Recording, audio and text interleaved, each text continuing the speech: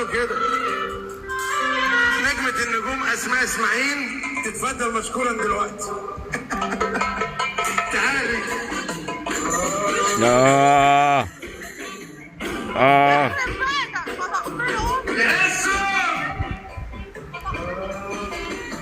بتقول له فضحتني، بتقول له فضحتني. هنضطر نوطي الصوت طبعا عشان العدوية على اليوتيوب، طبعا ما حقوق طبع ونشر. ايوه يا عدوية، فضحت، بتقول لك فضحتني، فضحت اسماء اسماعيل. الكل عرف كده. تعالي هنا على المسرح.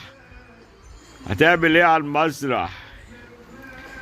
هتعمل ايه؟ انت رحت فين يا اسماء؟ هي اللي بتصور، هي اللي بتصور دلوقتي. يعني هي مش فاضية، يعني هتطلع هترقص بالتليفون؟ ممكن.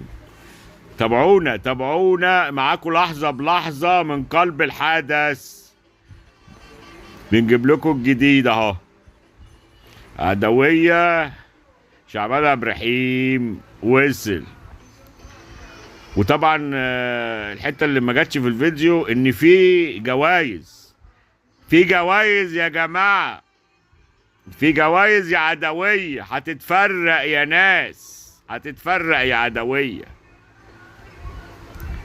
هل يا ترى كل اللي حاضرين الايفنت يستاهلوا جوائز؟ طب لو ادى لحد وحد تاني لا، فطبعا اللي موجودين كله هياخد جوائز. مش معقول يعني احمد وهبه هيسيب حد يعني، ولا انت ايه رايكم؟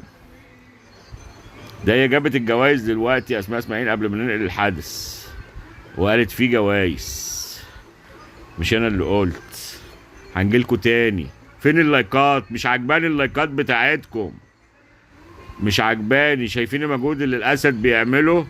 من كل حته بجيب لكم الجديد، والجديد دايما مع الاسد شديد.